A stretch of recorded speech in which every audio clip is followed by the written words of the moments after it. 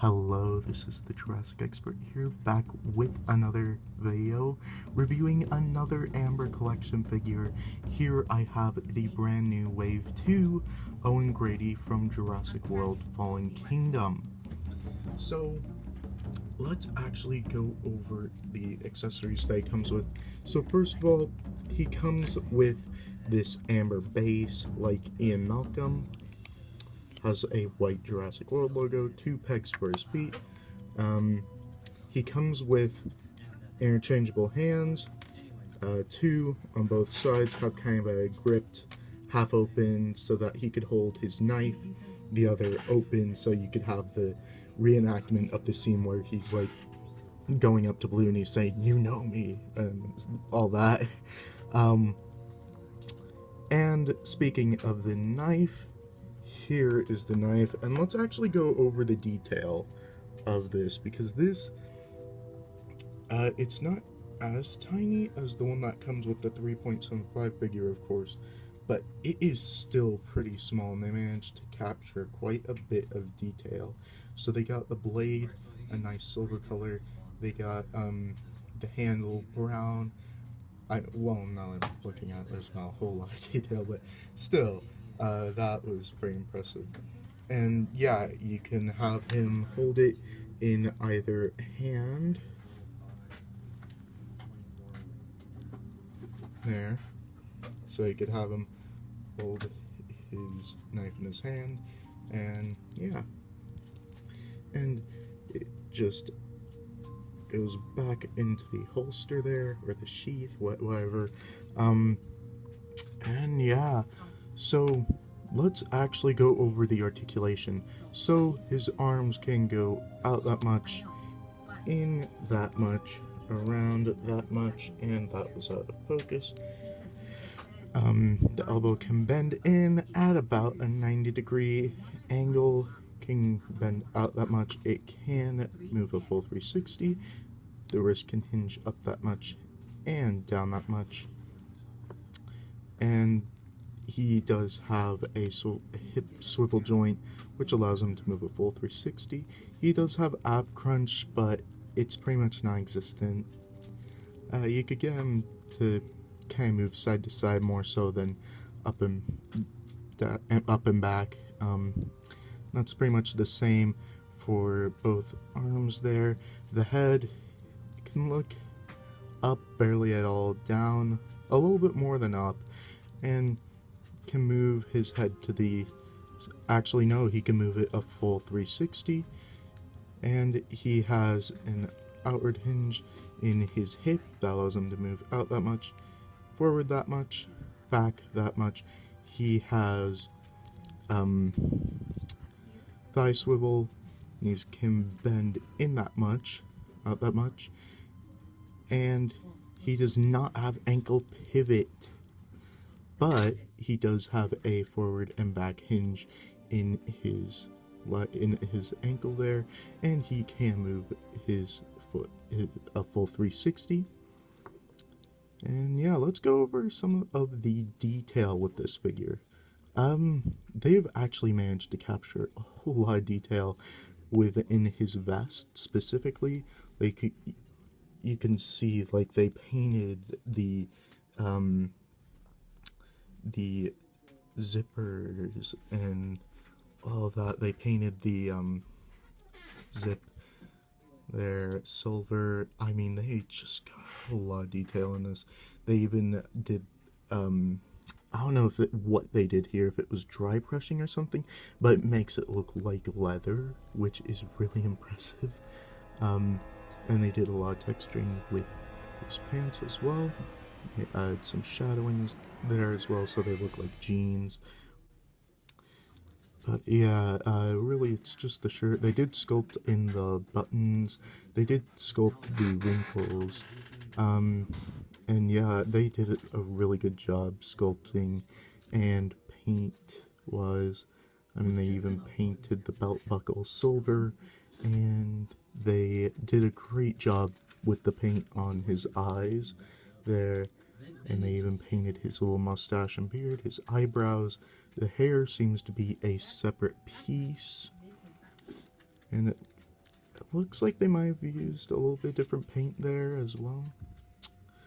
And he did do that for his shoes as well to kind of give him a leathery look.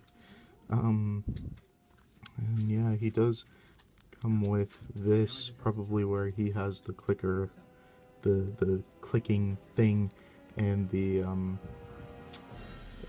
or the food that he would give to the raptors when they did follow commands. So yeah, this figure just looks really, really good. They captured a lot of detail. The articulation is pretty good as well. You could get him into a nice running pose, something like that. And yeah, so let's actually get this guy back on his stand so we could do comparisons. So for our only other human comparison, here is Owen, for the Amber collection I mean, here is Owen Grady next to Ian Malcolm. You can see Ian Malcolm is a little bit taller than Owen. Let me see if I could actually bring it in a little bit. Yeah, the Ian Malcolm is a little bit taller. For some reason, he's not wanting to stand up straight on his stand. That's one thing I do notice with the ankle joints, is that they get really loose really fast with these figures, so that might be something Mattel might want to watch out for in the future. But yeah, there you go. And part of me is curious. I'm going to cut the camera, and it works. You could actually interchange Owen and Ian Malcolm's hands. So, for example, like I have here, if you wanted Owen holding the cup of water, you could have him do that. And if you wanted Ian Malcolm to hold Owen's knife, he could do that, which I thought was pretty cool. And part of me is curious, are the hands actually the... Okay, the hands, at least for this hand for Owen, is actually the same sculpt as Ian Malcolm's hand, which explains why it fit. Why they actually fit. But that I just thought was cool that you could do that. I mean, the skin tones will be a little bit different, I mean, because they are two different people, but yeah, I mean, still, like, you can barely tell on camera, and even in person you can barely tell unless you look at it really closely. But yeah, that is really cool. So let me get the hand switched back. And here's the final comparison. Here is Owen Grady next to the Jurassic Park Velociraptor. I do not have the blue at the moment, so, and I haven't even pre-ordered it or anything like that, so I don't have blue at the moment, but on Amazon, if I see the price drop to about to retail, I will probably pick it up. And that is actually how I got Owen. I got him for around 30 bucks on Amazon, which I'm pretty sure is retail. So yeah, I'm not too sure if it is still on that price right now. Yeah, I mean, I think these two scale pretty well. And yeah, so yeah, and I actually realized there was one other thing I was wanting to compare, and let's move the figures out of the way for this. And let's actually compare the human figures packaging. So here we have Owen Grady and Dr. Ian Malcolm's packages. So for Ian Malcolm, we have Jurassic Park at the bottom, Owen Grady has Jurassic World Fallen Kingdom, meant to show which film this version of them is appearing in. And pretty much the design is the same The 14 plus is not there on this package. Instead, we get the Mattel logo for Owen Grady, 14 plus. We get the Jurassic World Fallen Kingdom logo for Owen, Jurassic Park for Ian Malcolm, and same thing for this side though. And for the bottom, we have Ian Malcolm there, and we have Owen there. And for Owen's little biography thing, he has, while working as a trainer and researcher, Owen Grady becomes the alpha to a pack of velociraptors and develops a strong relationship with the beta Velociraptor Blue. When he learns that Blue's life is in danger on Isla Nublar, he travels back to the island to rescue her, but little does he know that she would later end up saving his life in return.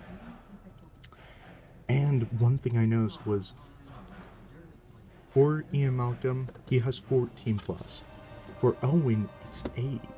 So, part of me is curious why they changed that, because they are essentially the same quality for the figure. In fact, I'd say Owen would be more of a hazard with his tiny knife than Ian Malcolm does. So, I don't know. That is strange. Why do they have 14 plus for Ian Malcolm, and they have 14 plus for the Velociraptor as well, but yet 8 plus for Owen, and probably 8 plus for Blue as well. So yeah, if any of you have any theories in the comments below, let me know. Probably because they realized that more younger people, maybe under 14 years old, were buying these figures. Maybe that's why they lowered it to 8, and or maybe they noticed that some of the other brands that would be competing with the Amber Collection, like the Black Series and Marvel Legends, are around that age as well. So that was pretty interesting to me. So, yeah, that is pretty much it for now with this video. Again, overall, I really like this figure. I think it works well with the other Amber Collection figures as well. And also, I want to mention in this video, I think I figured out why the Velociraptors, all of the Velociraptors have such large feet, why almost all of the dinosaurs have large feet, all the dinosaurs that stand up on 2 legs at least. I think I figured it out, guys. It is simply because of balancing. Now let me explain the science behind it. With living things that stand up, they have what is called a center of gravity. It is what keeps things upright. And with living organisms, they have their body knows how to respond naturally to make sure that the center of gravity meets the physical demands that the body needs to stay upright. And with humans, we do this through through just simple movements in the muscles and bones of our feet. With dinosaurs, this would have been very similar, except they would have also been using their tail to act as a counterbalance as well. Now, here's what makes it. This is why dinosaurs, however, in a lot of figures, it's tricky to get them to stand. And in this case, it's why the Mattel figures have such large feet. That is because if they were to have, if the dinosaurs, like Velociraptor, were to have feet, they would only be able to be stuck in one position. If they were to be changed in a different position, they wouldn't be able to stand whatsoever. But what the larger feet do is they have a larger surface area, and I think Mattel realized this really early on. And think about it, with the dinosaurs that have more proportional feet, there are theropods, they all have trouble standing. Like the Ceratosaurus, the first Ceratosaurus figure that was released from Mattel does not stand anymore. And again, it is because it actually has proportional feet. What I'm saying is, unfortunately, at the moment, I think it's pretty much physically impossible for us to have dinosaur figures with proportional feet unless they are absolutely stationary in their position, like during the sculpting process, and they were just a solid figure, maybe the mouth open. Pretty much, they'd just be a Schleich figure or Safari Ltd. Or Rebor, something like that. And yeah, because with the Mattel figures, they want to add articulation to them.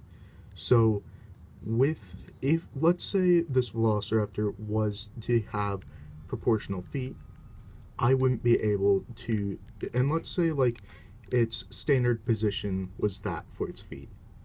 Now, if I were to change it to that, it wouldn't be able to stand. It likely would not be able to stand because it wouldn't have enough surface area to accommodate for it. And I know a lot of people really want proportional feet, but I'm sorry to say, but I don't think it's actually physically possible. I definitely would like to see if Mattel can perfect a form of proportional feet that allows the dinosaur to stand up without assistance, and also for the dinosaur to still have the articulation that we now expect from Mattel's figures. Yeah, that is going to have to be it for this video. Again, with Owen, if you were to find Owen in on Amazon, because it is an online exclusive, and if you were to find him for a retail price, I would suggest it. He is a pretty cool figure. If you're getting the blue as well, that will be great. Whether you are like a teenager that does a little bit of playing, does a little bit of just display, great. Or you're just a kid that just likes to play. This might be a little bit too mature for that, just because there are so many pieces, and it's not exactly the most durable figure, I can tell you that already. But but if you're a collector, not even a collector, if you're just a Jurassic Park fan that's an adult, you just want a nice thing to put on your desk or something, these figures are great for that. So that is my overall review. And as always, make sure to like, comment, and subscribe, and hit the notification bell, and to get notified whenever I put up new videos like this one. And as always, dinosaurs might be older than you, but you are never too old.